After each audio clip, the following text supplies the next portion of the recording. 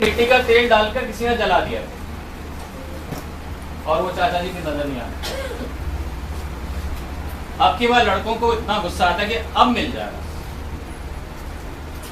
कुछ महीने के बाद वो मिल जाता। तो पूछा कि बेटा अब क्या करते हो? ने कहा कि वो जो लकड़ियां आपने तोड़ी थी और वो जो आम और फल इधर उधर गिरे थे ना, हमने उनका जूस बनाया और एक दुकान खोल ली जूस की और अब जूस बेचते हैं। और ऐसे हमने तरीका समझ लिया कि हम फल लाते हैं मार्केट से और दुकान में जूस बनाते हैं और सबको बांटते हैं, हमारा खर्चा चल रहा है। अब चाचा जी को तो भूख लगेगी ना रात को, वो रात को रुकेंगे, वो रुके भी। अब हमारे यहाँ सब आदर करते हैं तो रुकते भी हैं, आइए चलिए कोई बात नहीं। पर सुबह होके फिर क्या हुआ, अब की बार वो दुकान जल गई, सब खत्म, सारा लगाया हुआ पैसा खत्म। लड़कों को बहुत ज्यादा गुस्सा आता है कि भाई अब नहीं खाना खिलाएंगे चाहे कुछ भी हो जाए। कुछ दिनों के बाद वो मार्केट में फिर से मिले। अब की बार बड़े बड़े लड़के ने एक डंडा उठाया और पीछे भागा, अब मैं खाना खिलाऊंगा। अच्छा तो वो पकड़ लेता है अपने चाचा को और चाचा को जैसे ही कुछ कहने वाला था, चाचा जी पूछते हैं बेटा अब खर्चा कैसे चल रहा है ये बताएगा? उसने कहा चाचा जी आपने तो हमें तबाह कर दिया था, पर क्या करें, हमारे जूस पिलाने वाले जब हमने उनको पिलाया, जब अगली बार आपने जला दी जब पूरी आपने दुकान, तो अगले दिन जो लोग मिलने आए हमसे उन्होंने हमें साथ दिया और उन्होंने कहा बेटा एक काम करो, हम सब अपने घर में से कुछ ना कुछ लाके तुम्हें देते हैं और तुमने जो इतने साल हमारी सेवा की है आज उसका रिटर्न देना हमारा काम होगा। और उन्होंने हमको एक बहुत बड़ा होटल खोल के दिया, हमारा खर्चा अब चल रहा है। तो मालूम हो चाचा जी कौन थे? कौन थे? वो चाचा जी वही हैं जिसको हम सुबह शाम एक अलादीन का चिराग बनाकर कहते हैं ना कि जी हे भगवान आज मेरी सुन ले, कहते हैं ना हम। और हम ये सोचते हैं कि बस हम कुछ करें या ना करें, बस वो सुन ले हमारी। और हम तेरे को अलग अलग नाम से भी बुला सकते हैं, अलग अलग त्योहार भी तेरे मनाएंगे और फास्ट भी करेंगे, पूजा भी करेंगे, सब कुछ करेंगे और तू खुश हो जाए और तू हमारा काम कर दे, लेकिन हम कुछ काम नहीं करेंगे। ऐसे होता है। तो क्या हुआ कि एक बार एक मंदिर से रात के अंधेरे में एक साधु पुजारी बाहर निकल रहे थे।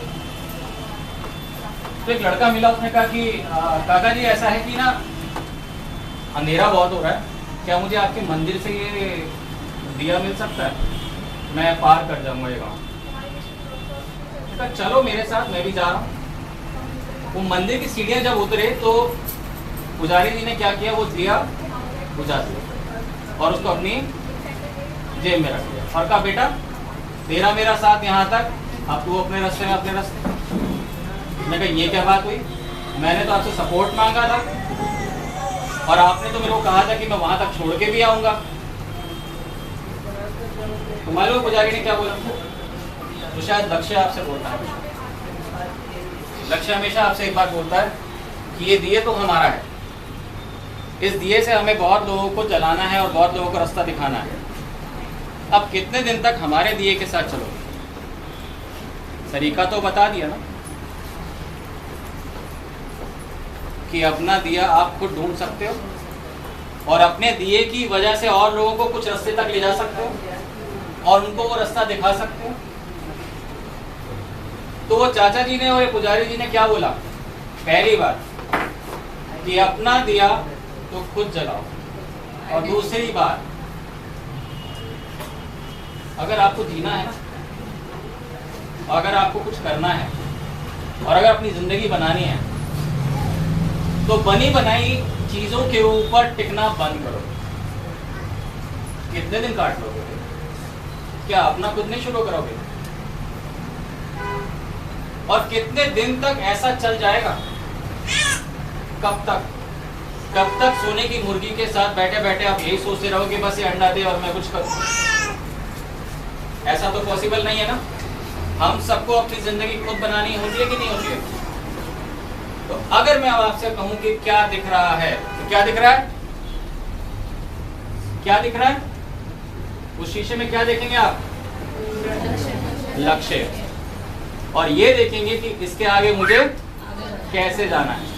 अब आप कहोगे कि मैं कैसे जा सकती हूँ, मेरे पास तो इतनी सारी चीजें हैं, मुझे तो बच्चे भी पालने हैं, मुझे तो घर का काम भी करना है, मुझे तो ये भी करना है, और मुझे तो इतने सारे काम करने हैं। तो मुझे एक बात बता दो, आपके तो एक बच्चे, 2, 3, उसके कितने हैं? ऊपर वाले के कितने हैं? कितनी दुनियाएं हैं? और फिर वो आपका काम क्यों करे? फिर वो आपका काम क्यों करे? उसके पास तो आपसे ज्यादा रिस्पॉन्सिबिलिटी है कि नहीं? तो आप कहोगे कि फिर ऊपर वाला है किस लिए? वो वही हमारे चाचा जी हैं जो आपको कभी कभी मिलेंगे जिंदगी में और एक सबक सिखा के जाएंगे कि बेटा ऐसा है, बहुत सारी चीजें देखनी है, अपना देखना शुरू कर। 2 हाथ दिए, 2 पैर दिए, और एक पूरी 100 साल की जिंदगी दी। 60 साल पे क्यों सोचने लग गया? 40 पे भी सोच रहा था वही, 20 में भी एक एक्सीडेंट हुआ था तब भी यही सोच रहा था, और जब छोटा था चलते चलते जब गिर रहा था तब भी यही सोच रहा था। 70 पे भी सोचेगा ये क्या, 80 पे भी यही सोचेगा। अब 100 पे जब मैं लेने आऊंगा तब तो बोलेगा 100 तो दिए ही नहीं। हर सेकंड तो यही सोचता रहा कब उठा लेगा, अरे जब उठाना वो उठा लूंगा। तुम्हें जो मैंने ये चीजें दी हैं इतनी सारी, उसको यूज करना कब शुरू करोगे? अच्छा एक बात बताओ, अभी लाइट्स ऑफ हुई थी? कितना अंधेरा दिख रहा था? हाँ, लाइट किसने जलाई थी? गगन सर ने। तो गगन सर क्या हमारे भगवान हो गए क्या? नहीं ना। तो जिसने ये लाइट पैदा की थी, जिसने इस लाइट का आविष्कार किया था, तो मुझे उस भगवान का नाम बता देना जरा। है कोई नाम? जिसने ये लैपटॉप बनाया था उस भगवान का नाम बता देना।